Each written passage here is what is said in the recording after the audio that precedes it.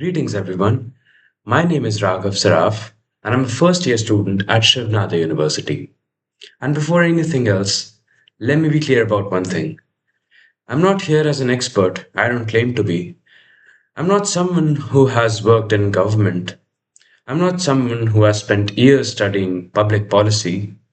I'm just a student who attended one seminar, took a lot of rushed notes, messy notes, understood only part of it in the room. But then I couldn't really stop thinking about it afterwards. That's it. Because you know what? Sometimes the most important ideas don't hit you when everything is clear. They hit you when you're slightly confused, when you're trying to keep up, when your notebook is moving faster than your understanding. That's exactly what happened to me. I attended an SME workshop titled Governance and Regulations in a VUCA World, Understanding the Business of Government. At first, it sounded like one of those heavy academic discussions, but really, it wasn't one of those. It was one of those rare sessions where you walk in casually and walk out carrying questions you couldn't possibly fathom before. And a big part of that was because of the people speaking there. Because these weren't just speakers sharing their set of opinions, these were people who have actually worked inside the system they were talking about. So let me introduce them briefly, right? So the first speaker was, and the main speaker was Dr. Prajapati Trivedi. So he's a distinguished professor at MDI School of Public Policy and Governance. But more importantly, he has worked at the highest levels of government. He served as Secretary for Performance Management in the Government of India, in the Cabinet Secretariat of at the Prime Minister's office from 2009 to 2014. Before that, he spent over a decade as a senior economist at the World Bank. He has also been a visiting faculty at Harvard Kennedy School for decades and served as a special envoy for SDG implementation for the Commonwealth Secretary General. He's received international recognition, including the Harry Hattrey Distinguished Performance Management Practice Award. In simple terms, this is someone who hasn't just studied government performance, he has built systems inside it. Now, the second speaker was Mr. Shailesh Pathak. He brought a practitioner's view of regulation, not theory, practice. He spoke about things like IPP compliance, administrative scorecards, and something very important, how regulations only matter if they actually have consequences.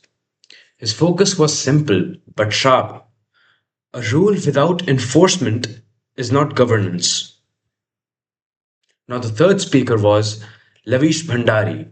He is an economist and the founder of Indicus Analytics. His work focuses on India's economic structure, costs, incentives, and how systems behave at scale. What he brought into the discussion was uncomfortable, but most certainly necessary. He questioned whether India, as a high cost economy, can actually afford the kind of rigid systems it currently operates under. Now, the fourth speaker was Aparjita Bharti. She's the co founder of the Quantum Hub, working at the intersection of technology and public policy. Her focus was on something most people ignore, not what technology does immediately, but what it does over time. Second order effects, as you may call it. How digital systems reshape governance, attention, and decision making itself. So this wasn't just a casual panel. It was a room full of people who had seen government from different angles, inside it, around it, and through it. And I was sitting there, trying to keep up, writing very fast, probably faster than any exam in which I wrote, trying to capture every single thing, trying to understand ideas where that were coming faster than I could process them. Most of my notes, they don't make sense, but they don't need to, because somewhere in the middle of all that One line cut through everything. And that line is where this begins. Why monitor a problem if you don't fix it? This statement made by Prajapati Trivedi is not rhetorical. It is structural critique of how modern governments function. Most public systems today are capable of monitoring.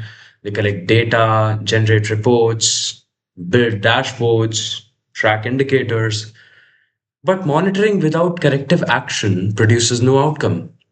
It creates visibility, sure, but the visibility lacks accountability in it.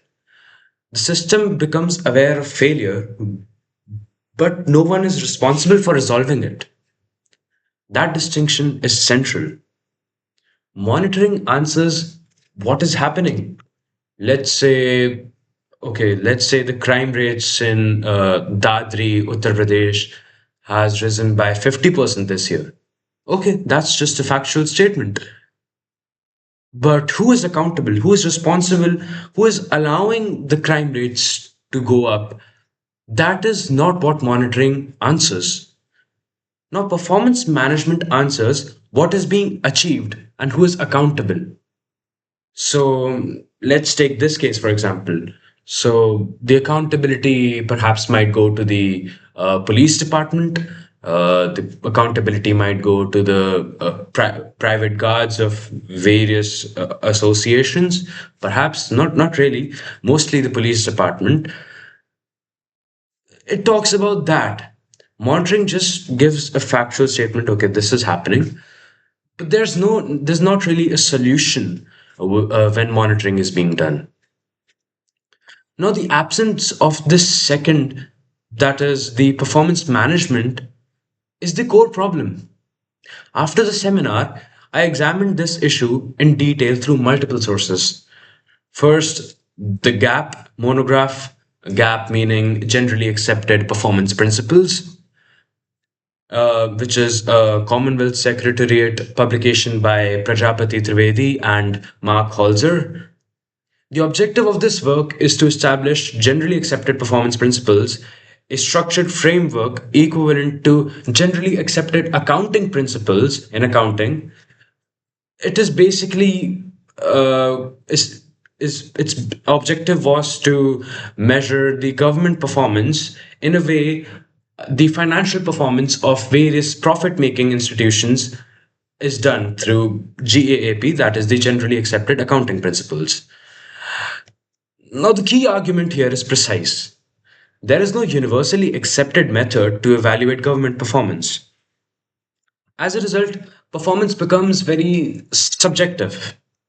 Different stakeholders like citizens, media, auditors, politicians evaluate the same institution, the same situation differently because they are using different criterias. This leads, no, you might think, Raghav, what's wrong with having different opinions, different criterias? Okay, the media might consider a different aspect of the situation. Auditors might consider the financial aspect of the situation. Politicians might consider the social aspect of the situation. Now, citizens must consider the emotional aspect about the situation. Their lifestyle might be affected, so they might worry about that. So, what's the problem in that? But you see, this leads to a condition where the performance is debated. It's not really measured. There's all the time debates are being happening about, oh, is the government working efficiently or not? But these debates will lead you nowhere if there's no real measurement of the actual performance being of the actual performance. Now, the second problem that it leads to is accountability is diffused. It is not really assigned. Now, because of these massive debates about, okay, whom should be accountable, with no with no real standard of measurement, the accountability cannot really be assigned at a particular place, at a particular person. It is very unambiguous. Now, third main problem is outcomes are very unclear. even when the activity is high. Now, secondly, I examined the full lecture series on government performance management delivered by Mr. Trivedi. Across multiple sessions, a consistent pattern emerges. Now, the first pattern was government measures activity more reliably than outcomes. They care more about the actual means through which something is achieved rather than the actual result of those means. So it is more means oriented most of the time. I'm not saying every time. Most of the time, it is more means oriented rather than ends oriented, if you may. Now, the second pattern was evaluation frameworks are often incomplete or perhaps misaligned because, of course, when there's no real standard for measurement, when there's no real standard for analysis, when there's no real standard for follow up, of course, the framework will be incomplete or misaligned. It's a given fact when there's no generally accepted principle for that. Now, accountability is rarely tied to clearly defined performance targets. Accountability might be, oh, something bad happened. You're accountable for that. It's always about the whenever a negative thing happens. Negative thing does not means that oh there was a failure. Negative thing also means that there were slight deviations from the performance targets. Who is being held accountable for that? If there's no performance management standards, no one will be held accountable for it. This results in a structural gap between the policy intent and the policy delivery. So, one policy might intend to provide healthcare services for poor women in rural areas. Okay, the intent was there, but it could not be delivered because certain fund allocations were being done to some village cooperatives. They did not perform and they were not held accountable for it. They were not pressurized to perform. They were under no obligation to perform because there was not really an accountability chain created at the top level. Accountability flows from top to okay. Okay, so accountability flows from top to bottom. When there's no accountability, there'll be it'll be more of a bhaichara between the seniors and the juniors in an organization because see if the senior is not being held accountable for a certain thing, he wouldn't bother making his subordinates accountable for their specific duties too, because there is no responsibility, there's no sense of responsibility when there's no certain set of standards and a proper framework being formulated. Now, Mr. Prajapati also discussed an Indian case. So, Indian case in the context of this discussion, of course. Now, India implemented a system known as the Results Framework Document (RFD) between 2009 and 2014. The RFD was designed to, first of all, define clear objectives for each ministry. Second of all, assign measurable indicators. Third of all, it introduced prioritization and weighting, which is very important, and we'll get into that in the later parts of the video. Now, fourthly, it produced a composite score representing overall performance. Now, the system achieved measurable improvements in multiple areas, including redressal rates and reduction of audit backlogs. However, the system was discontinued. The primary reason was not technical failure, it lacked legal foundation. Because it was introduced through executive order rather than proper legislation, it was vulnerable to political change. When the administration changed, of course, the system was not sustained.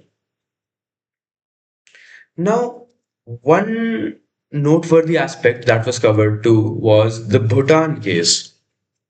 Bhutan implemented a similar system through annual annual performance agreements. Now, the key features of this was first of all top-down accountability, beginning with the prime minister. Like I earlier mentioned, the accountability flows from top to bottom.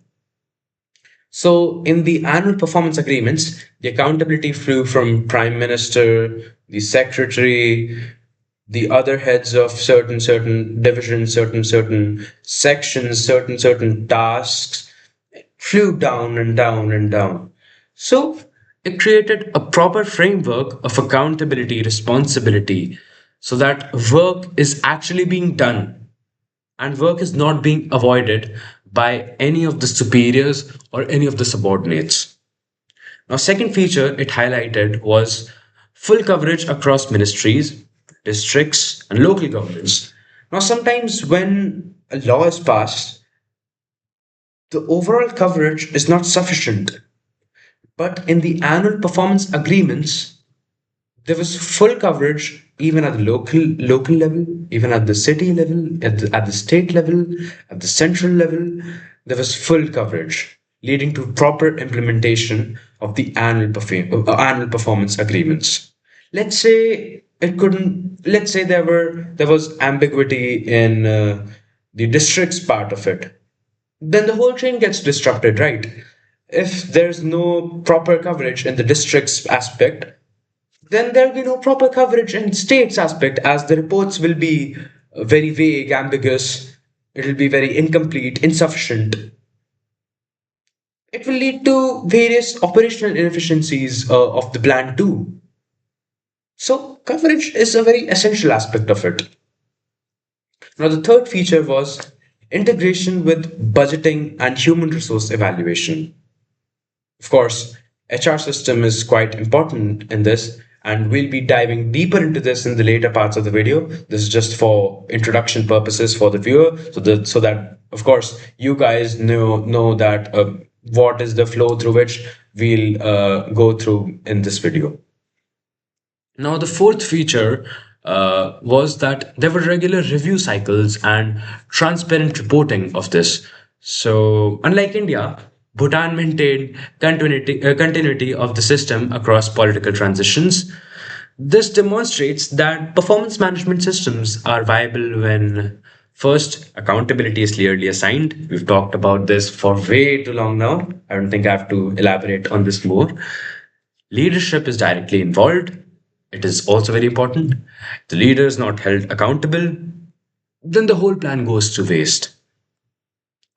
Now, okay, so the third point requires that is required for any management system, any performance management system to be viable is the institutional alignment should be maintained. There should not be major disruptions in the alignment in the alignment of the institution. Now, there was also a fifth case discussed about the United States by Mr. Prajapati. The Government Performance and Results Act, GPRA 1993, was established. So it was basically a multi-year strategic plan which comprises of annual performance plans, annual performance reports. Now, this system is a system which has been continued across multiple administrations, including Bill Clinton's administration, George W. Bush's administration, Barack Obama's administration, even Trump presidency for that matter. The key reason is very structural. GPRA is law. Legal codification ensures continuity beyond political cycles. Now, sixth, comparative performance data. Now, according to GAPP based peer reviews assessments, Bangladesh has a GAPP score of 161.27. Brunei has a score of 155.15. Maldives has a score of 153.52. and India has a score of 121.65. India scores below multiple smaller economies despite being an early adopter of performance management systems. Now, why is that, you may ask? Well, this indicates a gap not in the conceptual understanding, but in the institutional execution and the continuity of this framework. Now, from this analysis, a single question emerges. If the methodology to measure and improve government performance already exists and has been implemented successfully in multiple countries, why does India fail to sustain it? Well, to answer this, the discussion will proceed in six parts. First, the fundamental problem, why government performance is subjective and lacks a standardized bottom line. Second of all, the methodology, how structured performance management systems create measurable outcomes. Third, case analysis, case which I talked about earlier, Bhutan, United States, India. Comparative, so there would be comparative outcomes and institutional differences while doing the case analysis. We'll cover everything. Now, the fourth part is regulatory structure. Why enforcement, not rulemaking, enforcement determines effectiveness. And the fifth part will be structural constraints. So, structural constraints can be human capital, tenure instability, technological distortions, and digital sovereignty. Now, the sixth and the final part, we'll be discussing about the required reforms, the reforms in legal system, the institutional reforms necessary, the system driven mechanisms necessary for accountability, everything in that regard. Now, the objective here is not to describe government. The objective is to evaluate whether it works or not. Now we'll begin with the problem.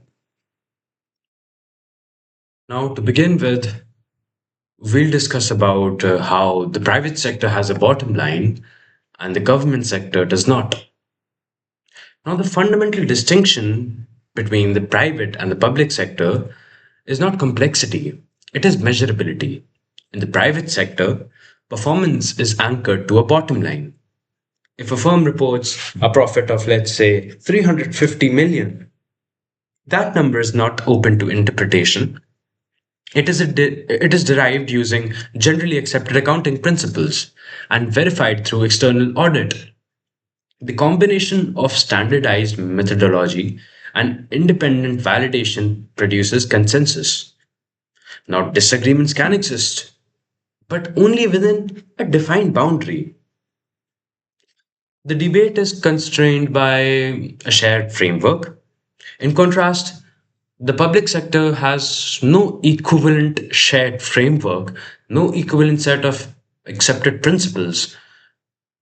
Three observers can evaluate the same government department and arrive at entirely different conclusions. Good, bad, ineffective, effective, sort of there, and all three can justify their position. This is not because one is correct and the other is mistaken. It is because there is no universally accepted standard against which performance is measured. Now, this creates a structural condition. Performance is perceived, it's not calculated. Evaluation is subjective, it's not standardized. Debate replaces measurement. These are the three conditions we'll be working with. Now, the absence of bottom line is not a minor gap. It is the central weakness of public administration in this country. Now, this distinction was captured by Wallace Sire. He says that the public and private sectors are alike in all unimportant aspects. all the unimportant respects. The implication is clear. The private sector operates on profit, the public sector operates on welfare, security, societal outcomes. Now, different objectives require different measures, right? However, while the public sector has developed a universally accepted system to measure its objective, the public sector has unfortunately not. This is asymmetry. The GAPP framework identifies this gap directly. Now, it estimates that approximately 80% of government effectiveness depends on the quality of its performance management systems, while only 20% of the on the individuals are operating within it. So this reverses a common assumption. Failure in government is often attributed to individuals. This politician didn't do it. Oh no, he was a very corrupt man. He did not do his job. He was not capable. He was inefficient. He lacked the intent for it. But the framework suggests otherwise. The dominant variable is the system itself, not the individuals operating in it. Now when the system lacks a clear method of evaluation, even capable individuals operate without direction. Now outcomes become inconsistent, accountability becomes diffuse. As a result, governments are evaluated through individual citizen experiences, media narratives, political positioning, isolated data points without any integration. Now, these inputs do not produce a coherent measure, they produce competing interpretations. This is the root condition from which all other problems emerge. Now, the second structural problem is the distribution of authority. Now, a private firm operates under a relatively unified objective. What might that objective be? Well, you guessed it right. Private firm operates under the sole objective of profit maximization. If not for profit, then for what? Even there are Even when there are multiple shareholders, their core expectation their core expectations from the firm remains aligned. In contrast, a government department operates under multiple principles with divergent objectives. These includes okay, so the finance ministry, its objective is what? Fiscal discipline. The legislature, its political accountability. Audit institutions, its objective is to ensure compliance, to ensure legality. Now, the judiciary, its objective is constitutional validity. Planning bodies, their objective is long term developmental goals, short term developmental goals. You know, what should we talk? Yeah, the oversight and vigilance agencies, their objective is what? Integrity, anti corruption. Media, their objective is to handle the public perception about various things. Now, various interest groups, their objective is for them to for the to to influence the government in a certain way so that they plead to the government in certain way so that their sectoral demands are fulfilled. Now, each of these actors evaluate performance differently. Of course, they will, because their goals, their objectives are completely different from each other. How will you, okay, how is fiscal discipline and constitutional validity similar to each other? No, they're heterogeneous. So, because of the heterogeneous nature of the objectives of different government departments, this results in not merely complexity, it leads to a very extremely, I would say, conflicting evaluation criteria. A department may, let's say, improve efficiency, but it might reduce equity. It might achieve targets, but violate process norms. It might follow procedure, but fail to deliver outcomes. Now, each outcome can be simultaneously praised and criticized depending on the observer. This produces ambiguity at the operational level. Public managers are unable to identify a single definition of success. The consequences, well, very predictable. The decision making shifts from outcome oriented behavior to risk averse procedural compliance. The objective becomes survival within the system rather than performance within it, if you look at it that way. This behavior is often misrepresented, misinterpreted as inefficiency or perhaps lack of initiative. Trust me, it's neither. It is rational adaptation to structural ambiguity. This condition was articulated by Prajapati Trivedi through a simple analogy. If an individual runs fast, they are told the task was endurance. If they jump high, they are told the task was distance. The criteria shifts after the action. Under such condition, effort cannot guarantee recognition. Now, over the time, this leads to withdrawal of initiative.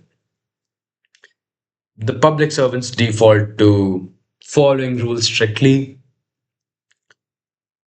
avoiding discretionary decisions, minimizing exposure to evaluation.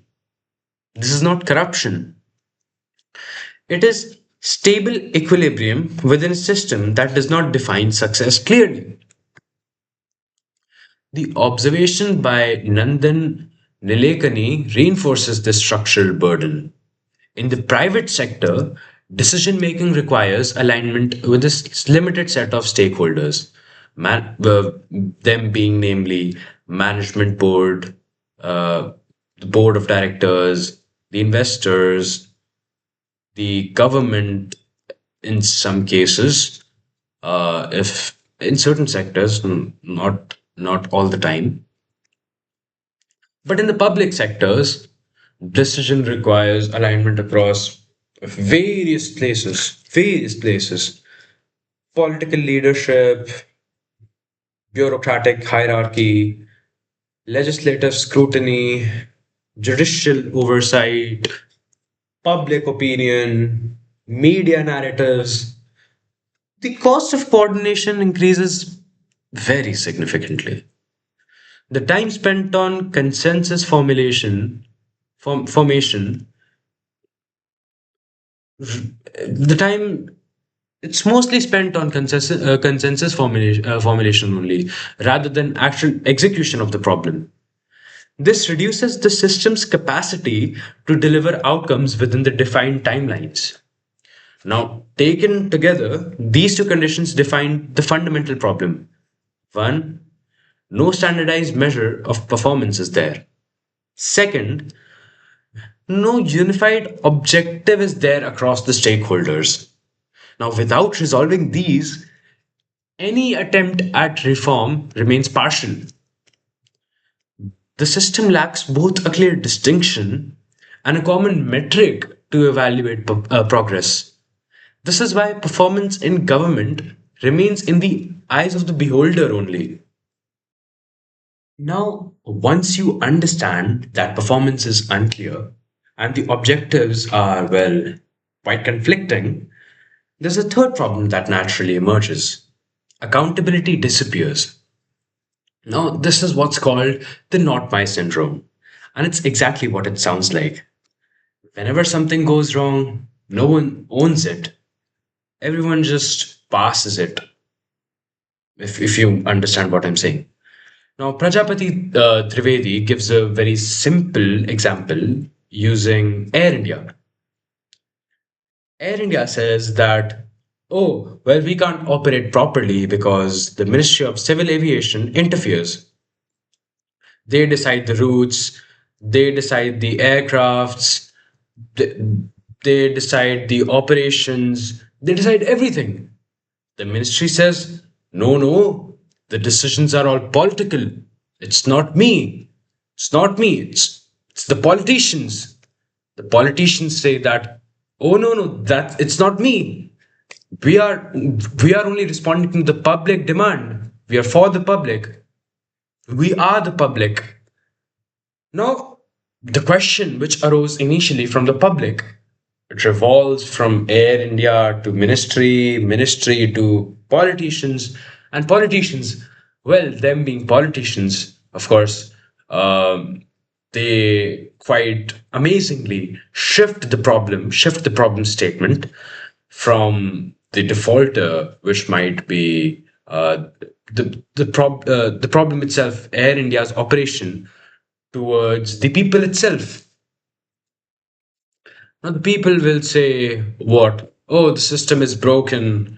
No, nothing is functioning. No one is owning up to their mistakes. No one is really uh, acting responsible for what has happened.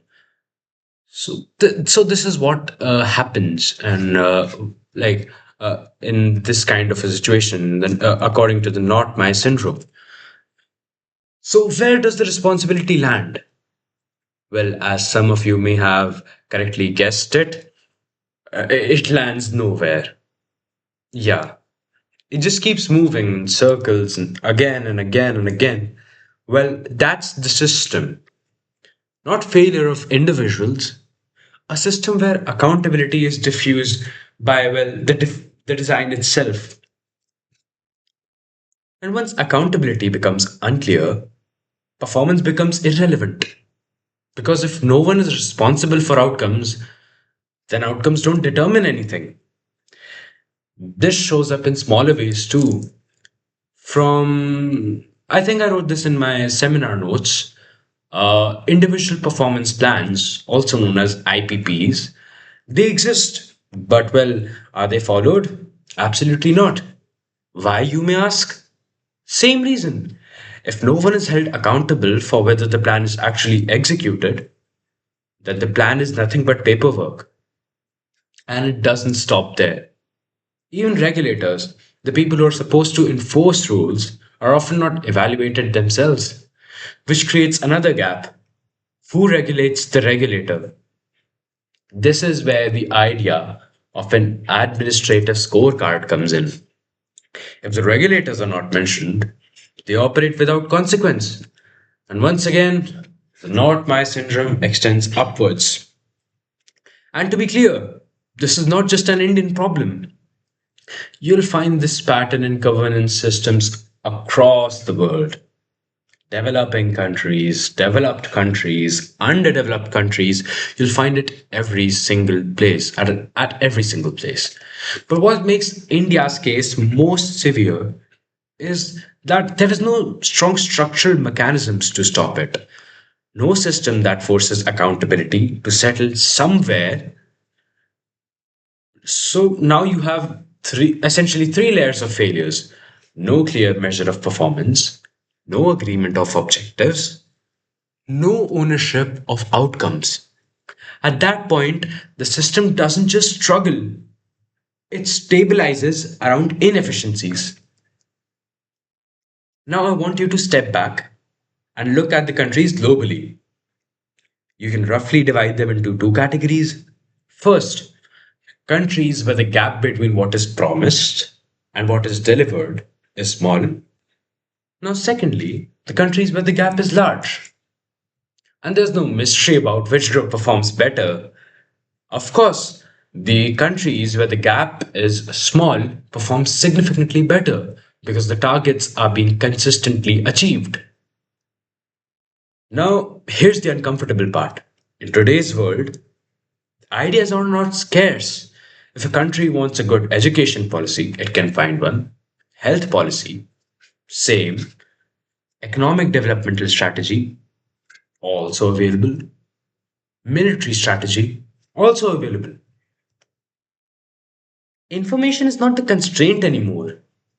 Policy design is the constraint. The real constraint. No, no, no, no. Sorry. Policy design is also not the constraint. Now you may ask, Raghav, what are you saying? If the policy design is not the constraint, the information is not the constraint, the whole blueprint is not the constraint, then what is the damn constraint? Now, the real constraint is implementation. This is one of the strongest conclusions from GAPP framework. The competitive advantage of a country is no longer just its resources. It is the ability to actually execute from those resources, to actually implement policies, programs, and projects from those resources. Which is why you see this pattern globally. Countries with limited resources, like say Singapore, they perform extremely well, exceedingly well, because their systems work. In countries with massive resources like oil-rich economies, natural minerals rich economies, well, they often struggle because their system is very weak.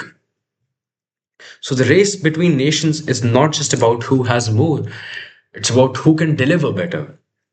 And that brings us back to the core issue. If you cannot measure performance clearly, and you can't assign the accountability properly, and you can't even align the incentives correctly, then of course the implementation will fail. It does not matter how good of a policy is. It does not matter how elaborate of a policy is. It does not matter how inclusive of a policy it is. It does not matter how expansive of a policy it is. It does not matter how foolproof the policy it is. It does not matter. If the implementation fails, the policy just collapses. This is not a theory. This is an observable insight found everywhere you look at, in every economy you look at. Any instance where the implementation has failed, it did not matter. The policy's quality did not matter. The policy's volume did not matter. What matters is implementation. And the only thing that matters is implementation. Now, if you guys remember, at the start, we discussed about monitoring and evaluation. If you can remember, if you can recall, probably like 30 minutes back. Uh, Now let's go back to that line. Why monitor a problem if you don't really fix it? Now we will make this precise. Monitoring and evaluation is not the same thing, but governments often confuse them. Monitoring is, well, internal. Think of a pilot. Inside the cockpit, the pilot is tracking what? Fuel level, wind direction, I don't know, engine temperature, probably the altitude, probably the fate distribution of the plane. I'm just saying this at the top of my head. Don't I'm not being factual, but yeah, I'm just saying it on as an example. Now there are hundreds of variables that he will look into. That is monitoring. Passengers don't see any of this. Now ask the passenger, was this a good flight? They'll answer very differently. Uh, they'll answer whether it left on time or not. Uh, they'll answer whether it arrived on time or not. They'll say whether it was not comfortable at all, Raghav. Oh, this was very comfortable. This was quite a luxurious experience, Raghav. They'll answer all sorts of they'll say all sorts of things. Um, they'll also many people also will go on about whether it was worth the price or not. Now that is what we call evaluation. Two completely different functions. And here's the mistake governments make. They become very good at monitoring, exceptionally good at monitoring, and assume that they assume that they are evaluating performance. But it doesn't. But it doesn't, because you can monitor perfectly, and still fail completely. Why? Well, there's a brutal example for this. Hmm, a surgeon says, I had a perfect operation, but the patient died. Everything was done correctly, procedures were followed, metrics were tracked, but the outcome failed. So, what matters? Not the process, the result. Now, bring in technology. Today, governments have dashboards, real time data, digital portals. Everything looks advanced, everything looks measurable. But here's the danger: technology creates this illusion of control. Now, I would like you to take this into consideration: illusion of control. You see the data, you track the indicators, you generate reports, but if nothing changes based on that data, the system is still failing. In India, especially, there is a strong belief that technical solutions will fix governance. Build a portal, create a dashboard, digitize the process. It will fix it. This is the general consensus of people. Like they think that, oh, so if they introduce a technical solution towards the problem is fixed. But that's of course not true. Technology only goes as far as politics allow them to. If no one is accountable for acting on the data, then the data itself is useless, guys. It just sits there, visible, but ignored. Now let's look at how governments have tried to solve this. Well, there has been a progression. Each step tried to improve the previous one, and each step failed in a specific way. So, first, budgeting. As you may all know, uh, it asks us a very simple question: did you spend the money? If yes, good good performance or not? The assumption was if money is spent on public programs, citizens must benefit, which is almost never true. So the system has evolved. Now there is performance budgeting. Now we track inputs, activities, and outputs. Better, but still incomplete. Okay, so before moving on to the third, let's first of all discuss it properly. Now, performance budgeting tracks the inputs what? The efforts, the means through which and a goal is to be achieved. It's the actual implementation process. Activities are the actual tasks being done in the implementation process, and the output is of course the ends of the policy, that is the actual outcomes of the policy is the output. Now in performance budgeting we track all of them, but okay, so in performance budgeting, I forgot to mention one thing. The out in the outputs, the outcome, okay, the outcome is there, but it's not fully elaborated on, and it's not fully analyzed. So the outcome aspect is still not there in the previous budgeting process. So in the classic sense of budgeting, there is no performance analysis, there is no qualitative analysis, there's no uh, efficiency analysis. It's just raw data about finances, just raw data, raw factual data. Performance budgeting cures that issue. And then comes the third, outcome budgeting. Now we go further. We ask, did this actually improve society? Did child mortality fall? Did literacy improve? This sounds ideal, but it fails. Why? Because outcomes take time. Child mortality doesn't change in 1 year. It takes at least 5 to 7 years.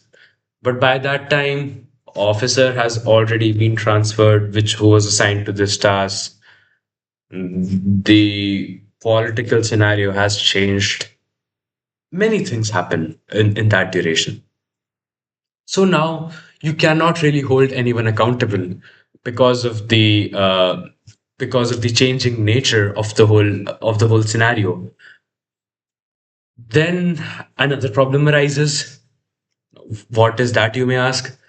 Now, outcome budgeting only tracks things linked to money, but governments do many things that don't require spending. Some of the best changes cost nothing. So that system fails too. Which brings us to the fourth system, which is commitment for results. And wait, let me search it up.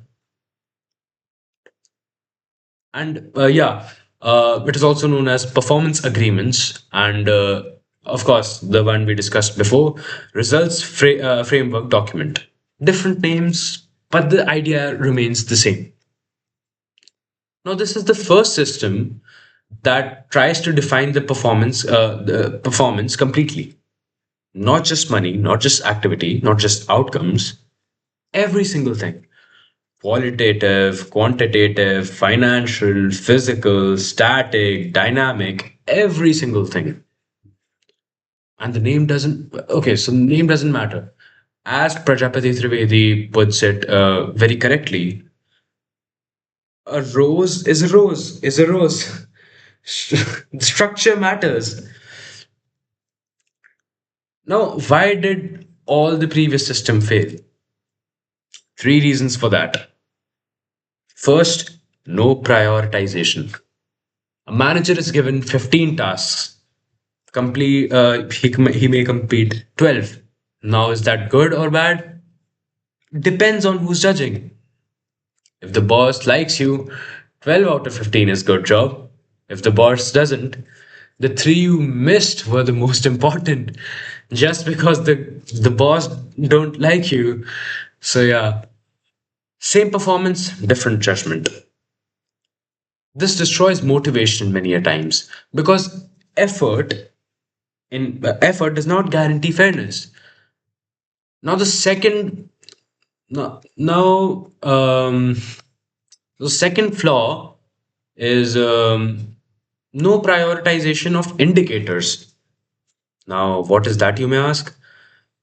Let's say you build a road. What matters here? Cost, yeah, of course. Time, yeah, the time it will take to construct the road.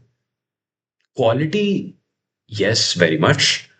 User satisfaction, absolutely. Are these equal? Not at all. So, if it is not equal, which one matters more? If you don't define that, people optimize what is the easiest thing, not what is the important thing. It is always the human psyche makes an individual do the easiest thing instead of what is actually supposed to be done. There's no definition on what is important or what is not. Then the people will only, and I repeat, only optimize what is the easiest thing to do, not what is the important thing to do. Now now the third fatal flaw is there are only single point targets. There is a target of, let's say, 700 kilometers of roads. The actual achievement was 685 kilometers. Good or bad? Well, no one knows because there's no scale, no acceptable deviation range. So again, judgment becomes subjective. And now you see the pattern. Every system fails for exactly the same reason. There is a there was left a room for interpretation. And whenever there is room for interpretation left, well, any plan or any system will fail. So I know you might be wondering, Raghav, what exactly is the correct system here now? Well, the correct system has three features. First, Ex ante clarity. You define everything before the year begins, not after the year begins. The rules must not be changed later on. The second feature is comprehensive coverage. Now, not one program must cover the whole situation, not one project. Like, like everything that the department does should be included in a very comprehensive manner. Now, the third feature is managerial accountability. Now, yeah, you will separate what the department delivered and what the manager could actually control. Let's say there was a production goal of 3 lakh units, and it required imports from it required gold imports. Okay, but let's say there were uh, lots of duties. The duty on gold was increased the next day. The target production could not be reached, and only 1.5 lakh units could be produced. So, in this situation, manager could not really control anything, and accountability does not lie in the hands of the manager anymore, because, well, if the manager couldn't really control it, how can he be held accountable for something that happened due to uncontrollable external factors? Uh, Another example can be like, let's say, if a pandemic hits, you don't punish the manager for missing the targets. You don't punish anyone. You restructure your policies according to the change in the external environment. Now, combining these three, you get the gold standard. Most governments don't operate here. They operate in partial after the fact evaluation systems, which are useful for analysis, I must say, but useless for management. Now we'll discuss about the four-step method, which is essentially the core system. This is where everything becomes exceedingly more precise. Now, let's define KPIs first. It asks, what are you measuring? But most governments already do this. But this alone is not enough. Then step two is they assign weights. Not everything is equally important. So you assign importance to them. Make priorities explicit. The total weight should be 100. You add 75 in, let's say, education, 10 in healthcare, 5 in IT, whatever. You assign weights to them. Step three is define performance ranges, not one target, a scale. There must be a scale. If you limit a target to a certain value, then there's no room for control. Then there's no room for evaluation. Then there's no room for follow up. Because if the target is not reached, that's the end of the story. So then you need to ask one more question while determining the scale. What counts as excellent? What counts as good? What counts as average? What counts as poor? So let's say I have a target of producing 3 lakh units of a commodity. Now, a deviation of say 1,000 commodities is considered as excellent. A deviation of 10,000 commodities is considered as good. A deviation of 50,000 commodities is okay, it's average. But a deviation of 1 lakh commodities or more is considered poor. So these must be determined properly. If this is not determined properly, and no discussion, no advanced discussions have taken place in this, it can lead to many failures in the later stages. Now, step four is to calculate the composite score. Now, you in this you measure the actual performance. you apply weights and you get one number. That number, now recall what I said, that number is the bottom line. If a department scores 81.5, it means it delivered 81.5% of what was promised. No debate, no interpretation, no adjustment after the fact. That is the breakthrough. The now let's Now in India, this system was implemented through RFD, as you may already know now because I've discussed RFD, I believe, 3 times in this whole discussion, in this whole video. Now it had 6 parts: vision and mission, where the department is going. Secondly, it was priorities and targets, the core performance section, as you may call it. Thirdly, it was trends. So past datas and future predictions was also an integral part of the RFD structure. Now, fourth will is clear definitions. So there must be no ambiguity allowed while giving the definitions of various aspects of this RFD structures. Because should there be any ambiguity, uh, then it will lead to various inefficiencies, and then it will lead to a creation of various loopholes, which will give green flags of some lazy personnel to take advantage of, and ultimately lead to inefficiencies in the actual result of the whole policy. Now, the fifth part was dependencies. So what other departments so it basically asks what other departments must do. And sixth and the final part was outcomes. What is the long term impact? And okay, if I in evaluation we consider the immediate result. But here, when we're talking about outcomes, we're talking about the long term impact over various other future policies, the whole future dynamic of the country. We're talking about a very long aspect, not the immediate result, not the immediate result of, let's say, 2 years, 1 year, 3 years. We're talking about long term. And the last part is very important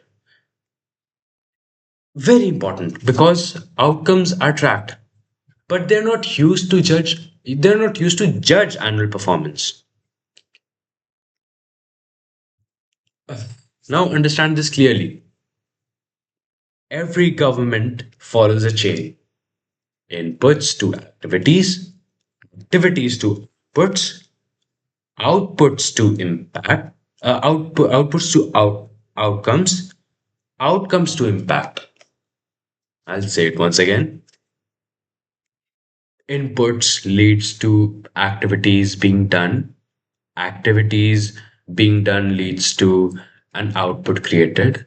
That output which has been created leads to generation of an outcome. That outcome which was generated due to all the previous aspects in the chain creates an overall impact. Now this chain is mostly almost all of the time followed. Now, the key distinction here is control versus influence. Uh, okay, so you're printing a healthy brochure. It's fully under your control. Now, let's say you're trying to change public behavior. It's absolutely not under your control. So, management is about influencing what you cannot directly control. That's the real challenge, isn't it? Anyone can change what's under his or her control, but what everyone cannot do is to influence what they can't control. That's the real challenge. So, performance systems must measure as high up the chain as possible for them. without becoming unrealistic, of course. Now, finally, this system only works if certain conditions are met. Now, 16 principles define this quite in a very, in a quite detailed manner. So, I'll just okay. So,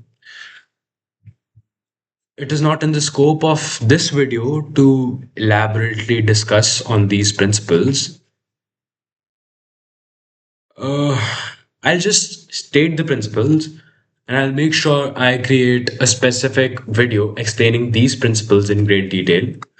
So, the principles are essentially first, clear definition of performance, second, objective methodology, third, whole of government coverage, as we earlier discussed too, the top down accountability, individual responsibility, incentives linked to performance, integration with HR and budget, transparency, strong institutional placement, communication, legal foundation, citizen involvement, and continuity.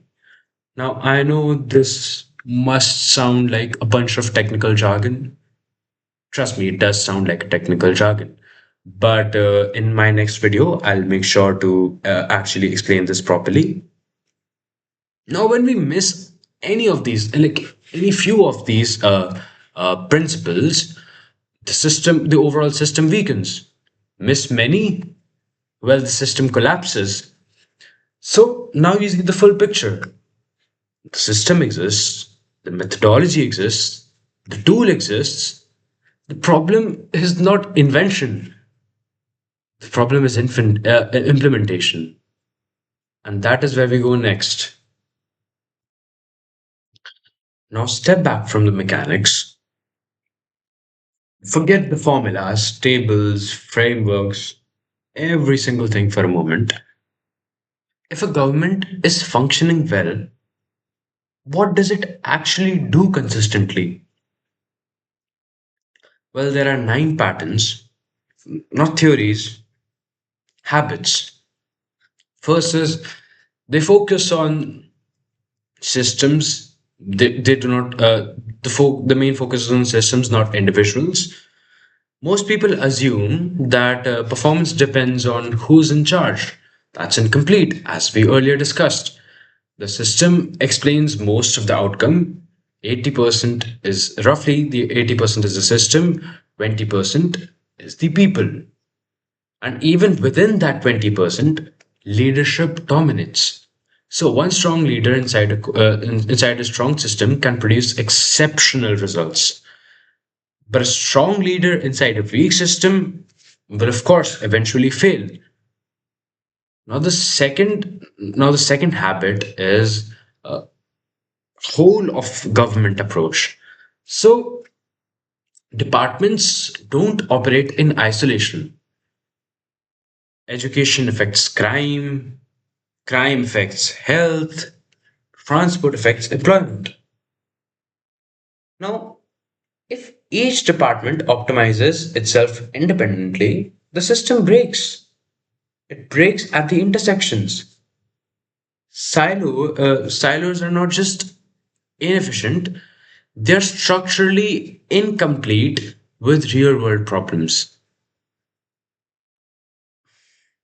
Now, the third habit is accountability starts at the top. Okay, it does not emerge from the bottom in this context. It does not build up. It is imposed from the top, then flows downwards. If the leadership is not accountable, no one will below take the system seriously. Fourth, clarity of goals. If goals are vague, everything that follows will become vague. Fuzzy goals, let's say you have fuzzy goals. What will it create? It will create fuzzy measurement, fuzzy accountability, and fuzzy outcomes as a result. This is one of the most common failures which any policymaker or any country will experience when the goals are well unclear. Now the fifth habit is what gets measured gets done if measured correctly. So measurement drives behavior, but bad measurement drives the wrong behavior. So the issue here is not whether you measure, it's whether you measure the right thing the right way. Okay, so if you do not okay, let's say you're measuring the right thing, but your way of measuring that particular thing is not correct. So if your earlier data is inaccurate, then every other process after that becomes obsolete. It become useless. So moving on, the sixth habit is transparency. So not selective transparency as many governments practice, complete transparency of data, targets, and outcomes is much necessary because once information is visible, it can be verified. And once it can be verified, it can be questioned by the people of the nation. Now, the seventh habit is accountability must be assigned to individuals, not to programs, not to departments, to people. If program fails, someone was responsible. It can't be that, oh, the whole department is responsible. There must be a certain set of people who were actually responsible for the failure. If no one is named, then no one is accountable. Now we'll move on to the eighth habit. Incentives must exist. Now, without any consequences, measurement is meaningless. But good performance must be recognized too, no? Poor performance must have consequences. Just like just like how any good thing that you do, you seek some sort of reward for it, and if you do anything bad, you'll get a, an appropriate consequence. Similarly, this is the case with performance indicators too. The performance indicator is good, sure you should get recognition, and if the performance indicator is poor, there must be some consequences, both the individual and at the departmental level. Otherwise, the system becomes merely symbolic. Now comes the last and the most important habit: communication. And not just during elections, as many parties do. It must continue, it must be regular, and it must be a clear set of communication principles being used through the whole process. Because perception is shaped not only by performance, a very critical role to shape perception is also lies within the way the performance is explained, the way it is communicated. These are not optional. If you remove, if you remove a few, the system weakens. If you remove more, and most of them, the system will absolutely collapse. Now take all of this and ask for a more fundamental question: how advanced is a government system? Well, there are four levels: boss dependent system, which is the first level. Everything dependent on the individual is at the top. Um, I don't think I explained it correctly. So, decisions are very centralized. Now, the system, which comprised of 20% of the outcome, the everything depends on the boss. Boss intervenes in every single matter that takes place in throughout the whole process. And if the leader changes in this case, the whole performance collapses. This is very unstable. Now comes level 2, emerging systems. Now in this, wait, I profoundly apologize. I gave you the wrong data. In the previous one, where there was a boss dependent system, the system accounts for only 20% of the outcome, and the people account for 80%. And even in that 80%, which is an overwhelming majority, which is an overwhelming majority factor to determine an outcome, the most power hold is in the hands of the boss. The boss decides on most of the things that is happening in the organization or that is happening in the activities of a plan, and only the boss is doing all the mostly all the work in the organization. Once the leader goes, it collapses. Now comes the emerging system. On this, the system accounts for 40% and the people for 60%. Now, in this, departments can function independently up to some extent, but coordination still requires intervention. The system is still in its developmental stage, as you may call it. Now comes level 3, process driven systems. This is where certifications like ISO 9001 comes in. This is where system comprises of 60% and people comprises of 40% of the outcome. Now, in this kind of system, standard operating procedures do exist. Processes are documented thoroughly. External audits validate compliance. But this is this is still process heavy. It ensures consistency, not necessarily outcomes. And coordination still depends on the leadership itself. Now, now this leads us to the level 4. It is known as system driven governance. In this, the system accounts for 80% and people account for 20% of the outcome. Now, at this level, the leader is not solving the daily problems. The leader is rather refining the system. The system runs, it sustains itself, it improves incrementally. It does not collapse when the individuals change, because the whole activity, like whole set of activities, are being governed by a certain set of principles and a certain system. This is what maturity of a this is what maturity of a government system looks like, going through all the phases from the very beginning. Now to reach level 3, three subsystems are also very essential.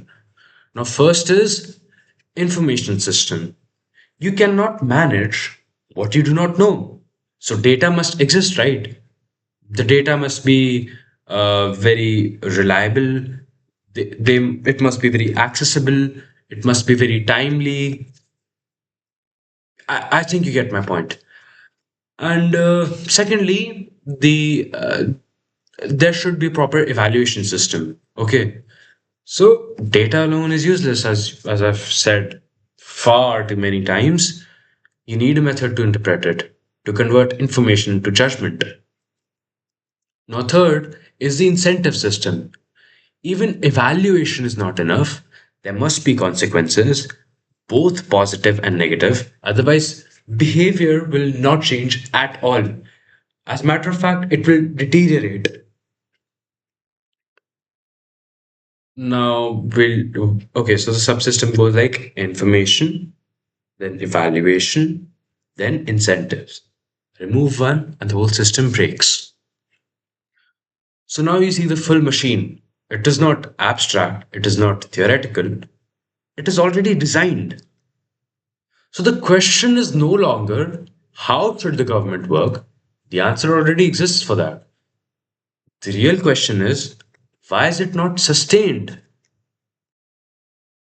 Now, folks, let us discuss about the three case studies that I mentioned at the beginning of the video.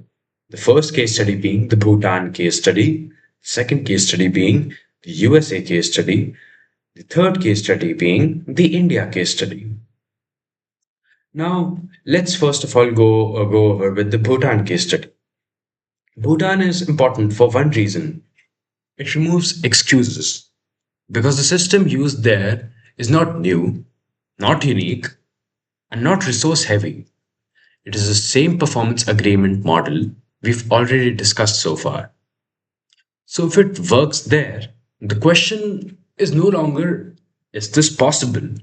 The question becomes, why isn't it happening elsewhere? The implementation was led by Shearing Topgate, and the first thing he did right was very simple. He did not treat it as a pilot, he treated it as a system, which means he started at the top and he applied it everywhere.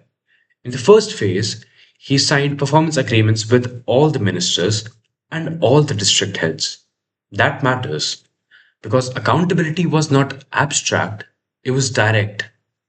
Named individuals were there and clear commitments were mentioned.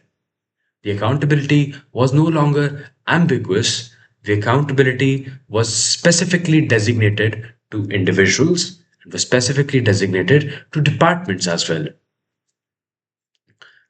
Then, throughout the year, the system expanded. Ministers signed with secretaries, secretaries signed with directors, district heads signed with local governments, and within a few years, almost the entire administrative structure was covered. So, this wasn't any gradual experimentation, it was rapid institutionalization. You can consider it that way. Now, here's where it gets more interesting, very interesting. Every agreement, regardless of ministry, had certain mandatory indicators: women empowerment, anti corruption, ease of doing business, citizen services. So, even if you were in the foreign ministry, you were still accountable for these, which means the system forces alignment across governments, not through coordination meetings, but through shared measurement. There was resistance, of course. The foreign ministry said that our work is diplomacy. It's conceptual. You can't really measure it. The argument comes up everywhere, even New Zealand for that matter. And the response was very direct. If you cannot measure it, either it is not important or you have not defined it properly. And eventually, they did define it, which tells you something. Most unmeasurable work is actually just poorly structured work. Now, look at incentives, because this is where most systems fail quietly. Bhutan did not start with money or any sort of financial incentives. In fact, financial incentives were treated as the least important of all. More important was promotion, and even more important than that, the ability to actually do your job with recognition. But the most important design choice was this: they linked individual ratings to departmental performance, because normally what happens is everyone is rated outstanding. It keeps people happy, it helps promotion, but it destroys credibility at the end of the day. Bhutan fixes this very mathematically. If your department performs poorly, you cannot rate most of your team as outstanding.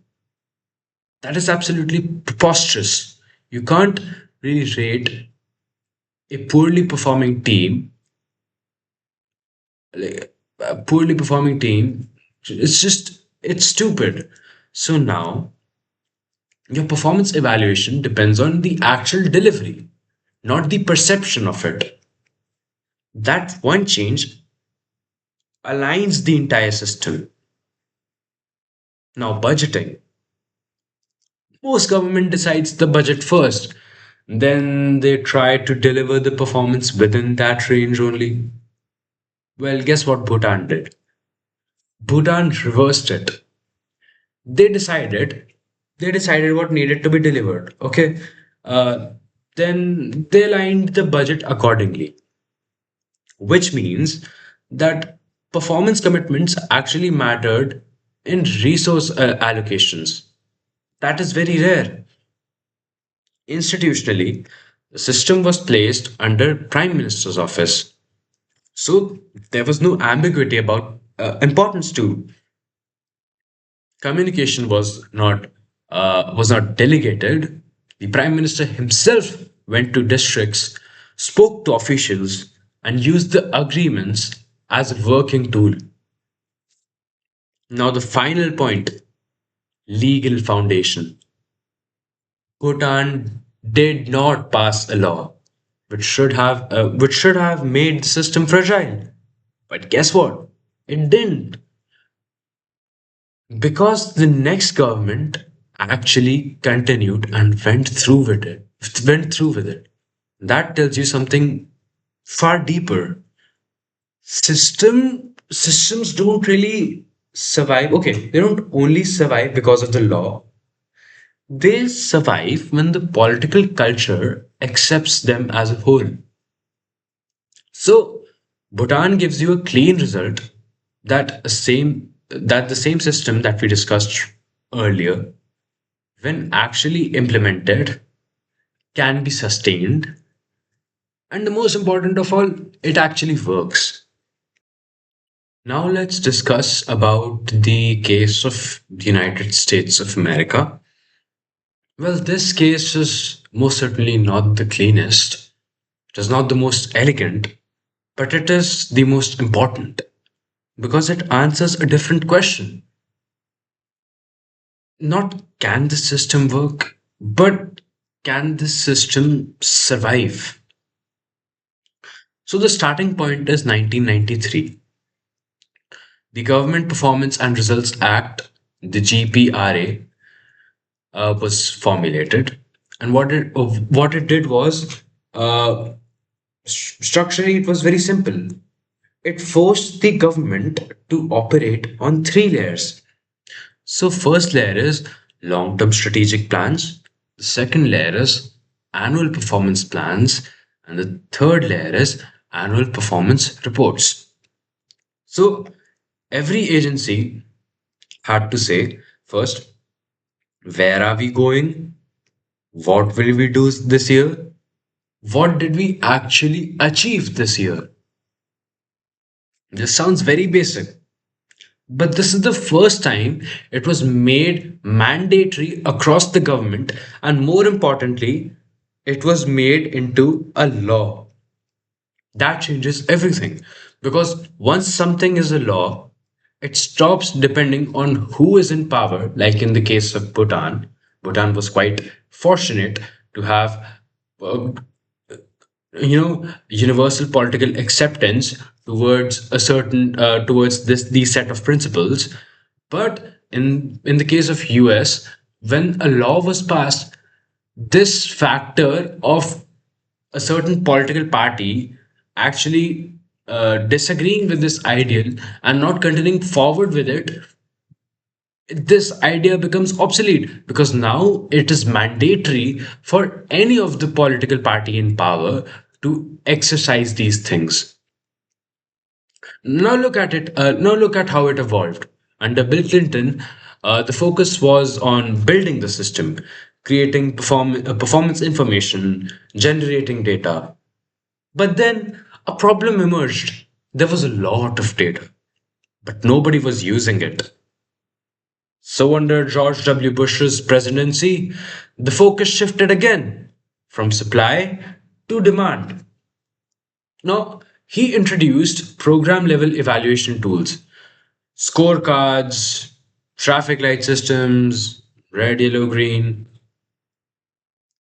Here's the key detail: the president actually used them in meetings, in budget discussions, etc.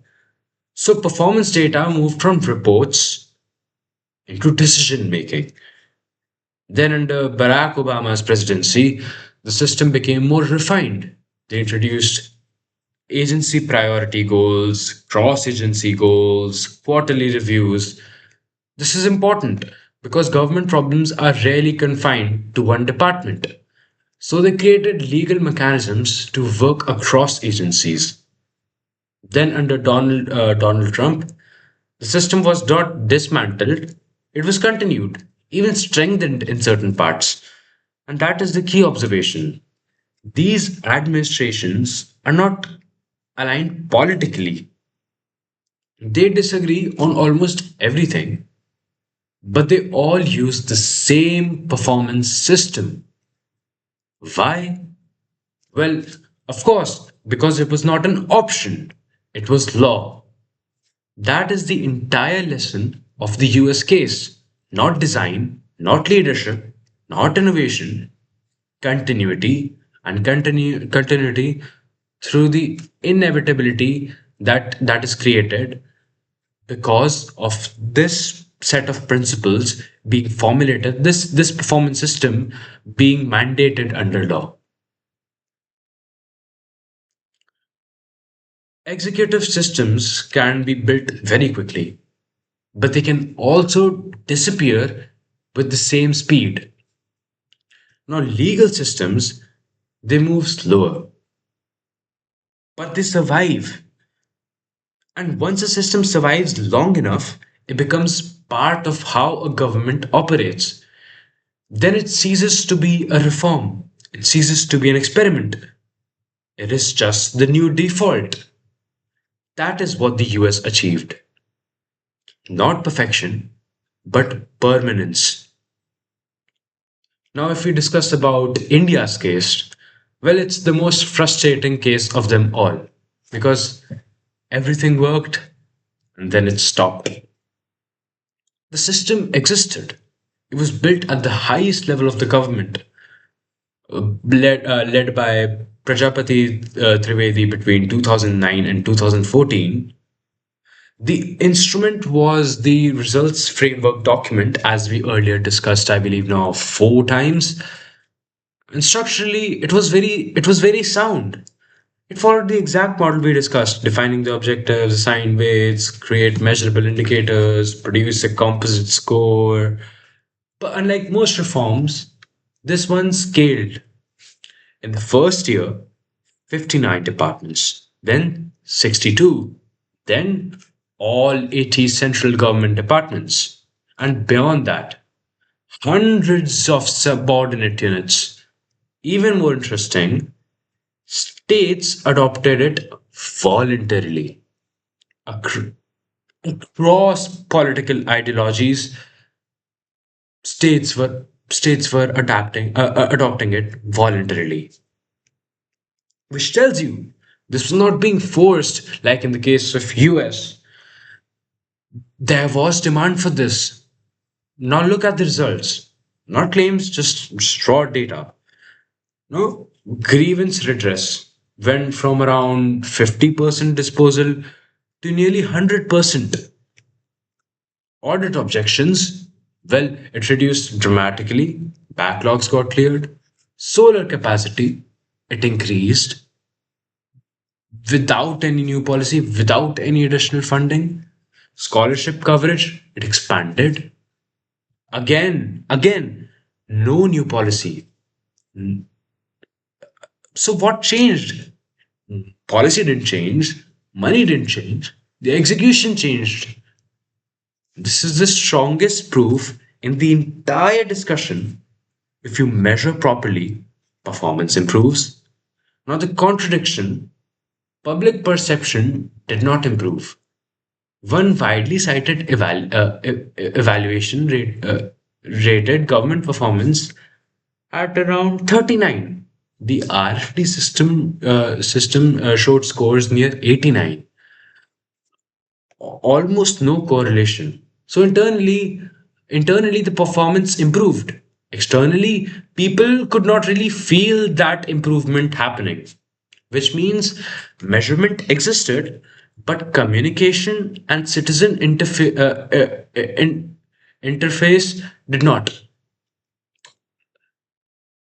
So we can say up till now, India was successful in every single aspect of public performance procedures. Just one thing was not being followed properly. That was proper communication, and India was lacking in the case of proper communication because it could not really communicate the benefits that this system was giving to its general public, and thereby the general public could not really feel the effects of this happening. And then came the final failure. The system had no legal foundation. It was implemented just through an executive order. But when in 2014 the government changed, the system was not sustained, not because it failed, but because it was removable. And the Bharatiya Janata Party removed this system, and this system then just simply ceased to exist because there was no legal backing, unlike the case of USA, where any new political party had no option but to practice this. But the whole option was removed in this case. But the whole option was added in this case. And of course, BJP refused to follow this. This is the critical point. India did not fail to design the system. India did not fail to implement the system. India failed to protect the system. And once that protection was missing, the entire structure collapsed. So now you have three outcomes. Bhutan shows that the system works when implemented fully. United States shows that the system survives when backed by law. India shows that even a successful system disappears without structural protection. Same framework, three different results.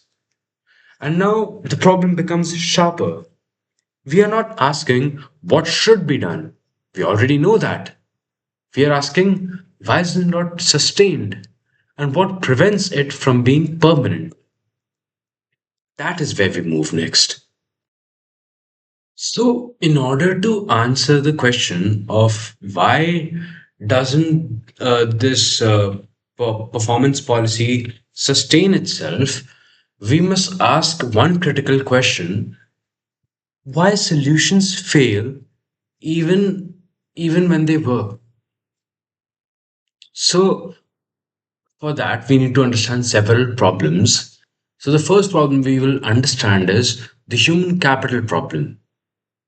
Now, here the first instinct is to blame the people. That doesn't hold. Prajapati Trivedi makes it clear that India recruits some of the brightest individuals into its civil services. Their underperformance is not because they lack ability, it is because of the system they operate in. You can see the contrast clearly.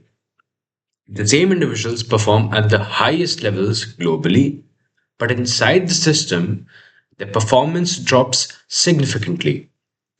The issue is not talent, the issue is the talent's utilization in this country. Now compare it structurally. India versus China. China builds human capital for execution. Skills are aligned with outputs. Training connects directly to performance. India builds human capital for qualification. Degrees are produced at scale but not consistently tied to execution. So you get a gap. People qualify but are not always performance ready. This increases the cost of productivity. More training, more inefficiency, more variations. So India essentially becomes a high cost system. Now this creates a constraint. If your internal costs are high, you need external flexibility. One mechanism is currency devaluation. Lower the currency, exports becomes competitive. China has used this lever when needed. Alongside strong production systems, and alongside strong production systems. So, because China, I forgot to mention this, since China produces labor, which actually, and they train them to do the actual task instead of just giving them a degree, their labor cost is essentially very low. And the productivity of the labor is very high because they've been trained in a way to perform and actually do the tasks which they're supposed to do when they are training. So China is a low cost economy, and because of them being a low cost economy, their internal costs are low. And when the internal costs are low, and when they devalue their currency on top of that in order to enhance the exports, they gain massive profits and they gain massive social benefits from this. When you compare it to India, India cannot rely on this easily. It cannot rely on devaluation because devaluation is politically costly. It raises inflation, reduces purchasing power, creates an immediate pressure, so it is avoided. This creates a trap: high internal cost, limited external adjustment, limited external flexibility. So the only solution is internal efficiency, and that depends on how well the system converts ability into output. Right now, the conversion is, of course, very inconsistent. Now, I recall writing this in my notes that a possible correction is joining early stage fellowship or training program. So this matters because the current system selects through exams, not through demonstrated execution. A pipeline system would train for performance before responsibility. Trivedi's own example is simple. His teaching improved when it was measured. What gets measured gets done. The principle is not applied consistently across the system, so performance is not produced consistently. So capability exists, but it is costly and uneven. So moving on to the next constraint. The next constraint is time, and the problem is broadly known as the tenure problem. So the average tenure of a senior servant in India is about 18 months. That is not enough at all. You enter a system, you understand it, you begin acting, and then you are moved. So nothing stabilizes, no accountability matures, no improvement compounds. Even in an outlier case, Prajapati Trivedi had 5 years and still could not fully institutionalize the system. Now compare again. US 4 year cycles, Bhutan full term continuity, China longer administrative stability with performance tracking over time, India constant reset. This is not accidental. The short tenures reduce sustained accountability. No one stays long enough to be fully judged.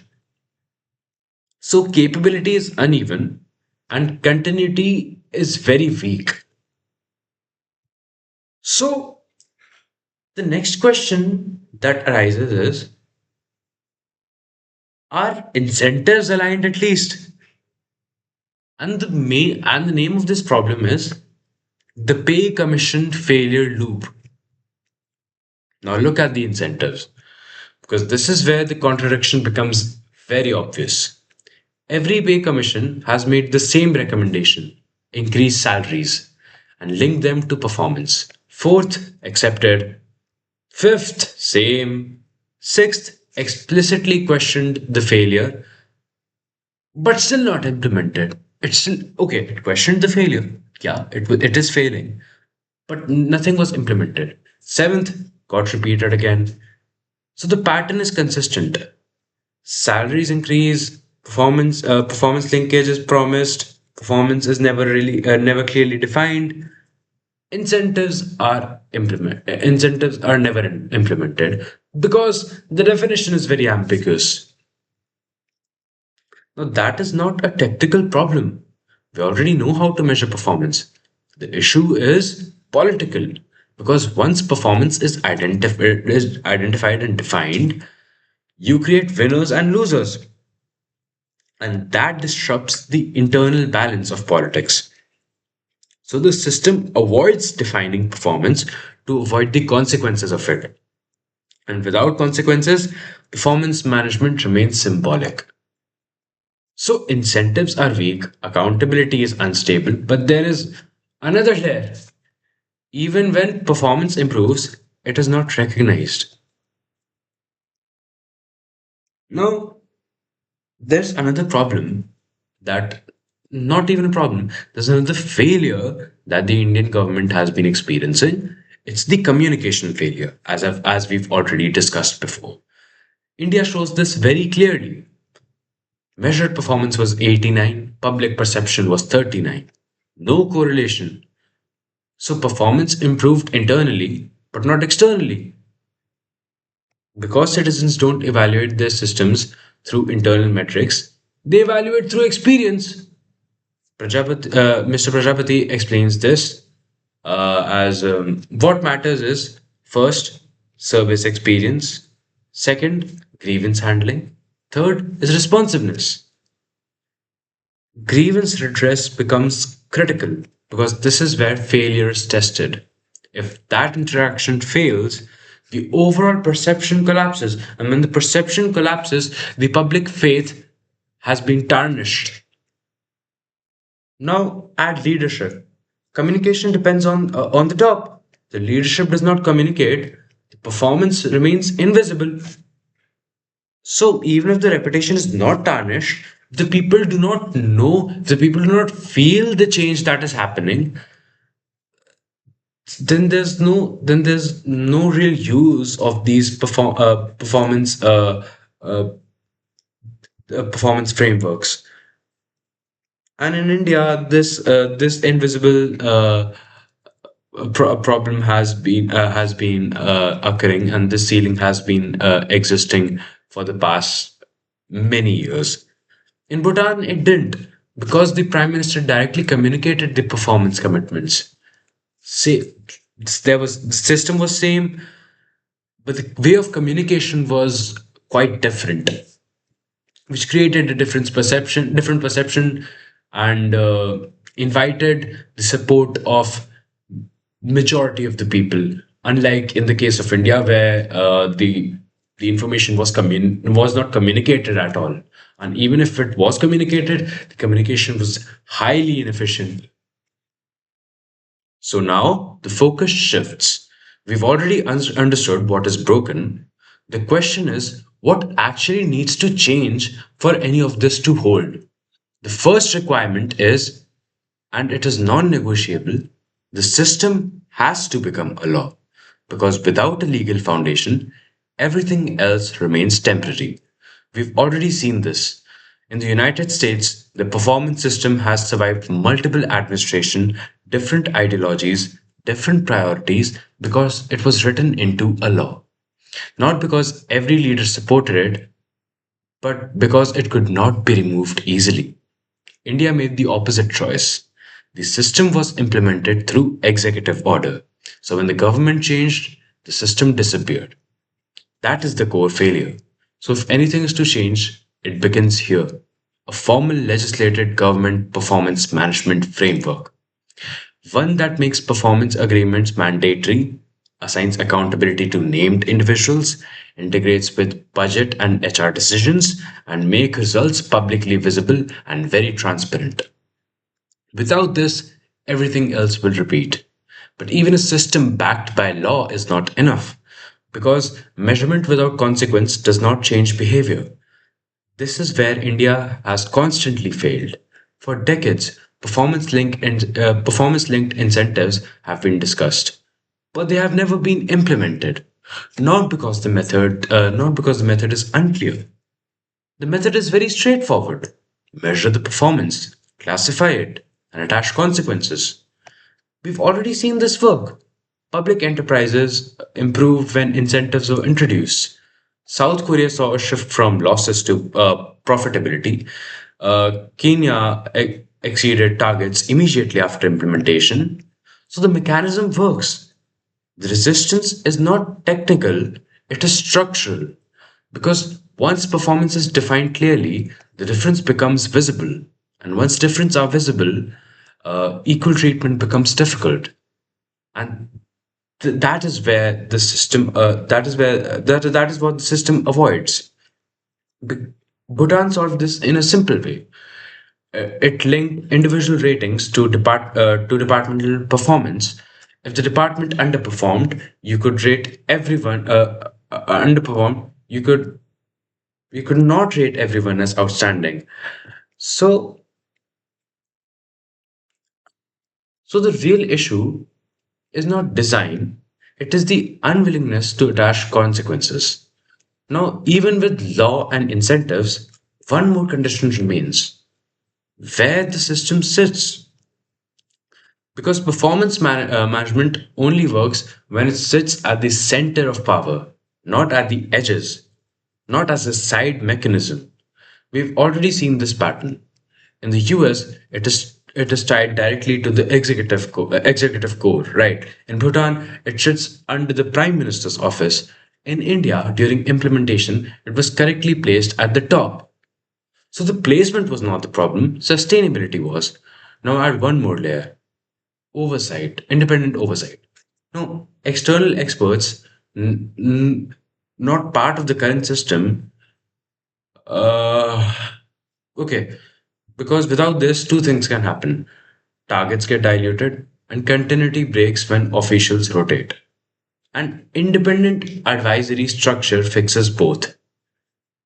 If it brings expertise, continuity, and credibility. At this point, the structure is clear: law, incentives, institutional authority, but none of this activates on its own. The final variable is demand. And this is where responsibility shifts because systems do not sustain themselves, they are sustained by pressure. So, and that pressure comes from the citizens. Right now, the citizens already judge government performance, but they do it based on their perception. The data exists, it is just not being used. So the shift required is simple: from opinions to informed demand. That means asking different questions: not what was announced, but what was delivered; not what was promised, but what was measured. Using available tools, accessing information, demanding transparency, all these things can happen because political will does not political will does not appear on its own. It responds to pressure, and pressure follows attention. So if citizens do not ask, the systems decay. Because if the citizens of a country do not care, the political will disappears. So there's also a deeper paradox here. The system that serves citizens best are usually the ones citizens know the least about. Most Okay, so most people cannot name a department head. Most people do not know performance scores. Most people do not know service benchmarks. So accountability remains weak. But even a small increase in awareness changes this because once the quality of question improves, the system is forced to respond. And at this point, one thing should be clear: this is not theoretical. We have evidence across the countries, across systems, across time. South Korea, Kenya, USA, Bhutan, even our own country. Take South Korea, for example. Public enterprises moved from losses to profitability. In Kenya, targets exceeded immediately. In India, grievance redress improved dramatically. Audit backlogs got reduced. Performance improved without policy changes. Now, public enterprises also got turned from liabilities into assets. And Bhutan implemented this system at scale, as we already discussed. United States sustained it through decades. So these are not isolated cases. They follow the same pattern. They define performance, they measure it properly, they assign responsibility, they attach consequences, they make it visible. When that sequence holds, performance improves. So the conclusion is very straightforward. We are not lacking solutions, we are not lacking talent, we are not lacking evidence. What is missing is the pressure required to make the system hold. Until that exists, the cycle will keep on repeating itself. Even when the solution is already known to us, cycle will keep on repeating itself. Why?